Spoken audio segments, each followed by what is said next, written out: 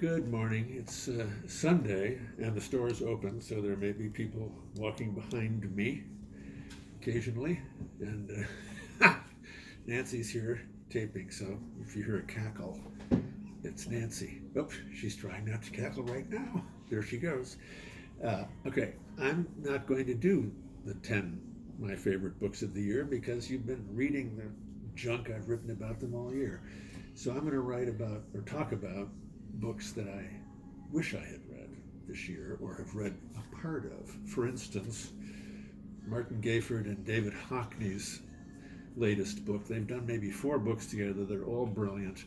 They're old and close friends. This is called Spring Cannot Be Cancelled. And it's about David Hockney living in Normandy and painting the spring on his computer. But here's just a little tiny sample of why I love these books. Gayford sets this up by saying that's something which in which art and artists specialize. Art tends often to be about objects that are normally thought to be unimportant and ordinary, such as trees, flowers, rocks, pools, clouds, crockery, furniture, and glassware. These are, of course, the subjects of landscape and still life pictures, including many of the most celebrated paintings in the world. Artists find interest in everyday details that almost anyone else would ignore. To which Hockney replies, "Each time I do a still life, I get very excited and realize that there are 1,000 things here I can see. Which of them shall I choose? The more I look and think about it, the more I see. These simple things are unbelievably rich. A lot of people have forgotten that, but you can remind them." And then there's a picture on the opposite page of a still life of irises. Are those irises? Like I said, whatever they are. I don't know anything about plants. But it's just really, really a beautiful, beautiful book. Probably we only have 1 copy, and so good luck.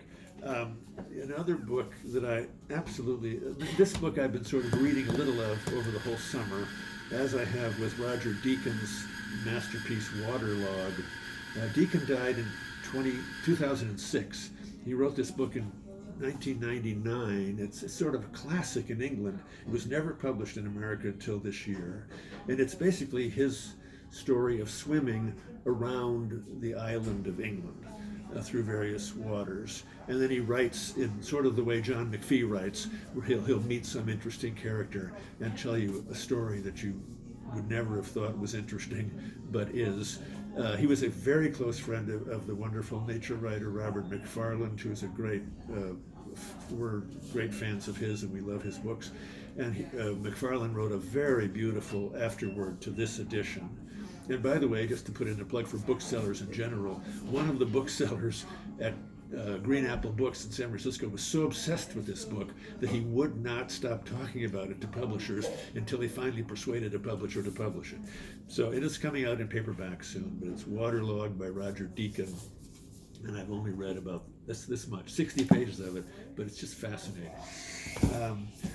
Rebecca Solnit, Orwell's Roses. What can you say? She's a brilliant writer, and she has this whole new take on a kind of tender side of Orwell, who turns out to have grown roses at this one place that he lived the longest in his life. He lived in England, and the rose bushes are still growing on this little farm. But she has such an unusual take, and I've only read, as you can see, 50 pages of that, but it's wonderful. The book I haven't even started is Carlo Rovelli's book, Helgoland, which is about making sense of the quantum revolution. I know absolutely nothing about physics. I mean nothing. But this little book, 7 Brief Lessons on Physics, that he wrote, it was published here in 2015. I read it right before I did Arcadia in 2016 at APT, and I just couldn't believe what he did. I mean, he made these complicated things so accessible. And I gave it to Steve Haggard, who played the maths whiz in Arcadia, and he just couldn't get over it. He kept talking about it all summer. It was kind of boring. But it's wonderful. But Helgoland is his new book, and it's supposed to be great. Haven't even touched it. This I have read twice already. Louise Gluck's new book. She won the Nobel Prize last year for poetry. It's called Winter Recipes from the Collective. And it's a very short book. It's only 50 pages long, and there are poems here about time and about her number of poems sort of reminiscing about her sister.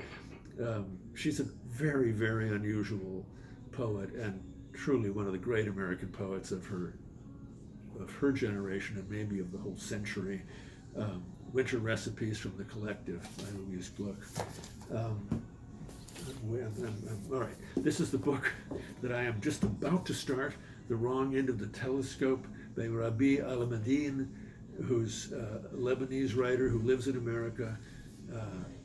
This is a book about a transgender aid worker who goes to try to help the poor immigrants, the people who are trying to cross the Mediterranean and get into Europe.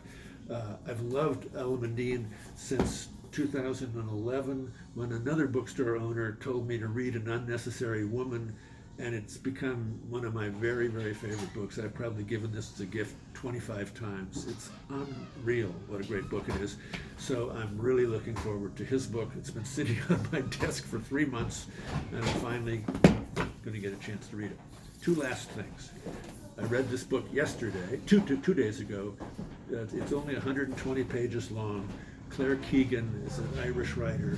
This is Small Things Like These. It's an absolutely unforgettable book.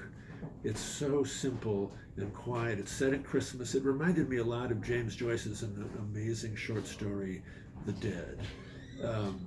But this has a very strong political element that sneaks into the book very, very quietly and very personally. And by the end, it's a big, strong punch. But it never feels that way until you get to the very end. And then there's this act of generosity that happens, much like in this book. One of the greatest acts of generosity I've ever read is in this book. But this man in this book does this very uncharacteristic thing, and it's so moving and potent. And you can read it in an afternoon and then savor it for the whole rest of the winter. Small Things Like These by Claire Keegan. Nancy hasn't giggled once. Remarkable performance. And I would say then finally, if you have only 90 minutes between now and Christmas to read anything, I would suggest the title essay from Ann Patchett's wonderful new book of essays. These Precious Days is probably 75 pages long. It's by far the longest piece in the book. It's just a remarkable piece of writing.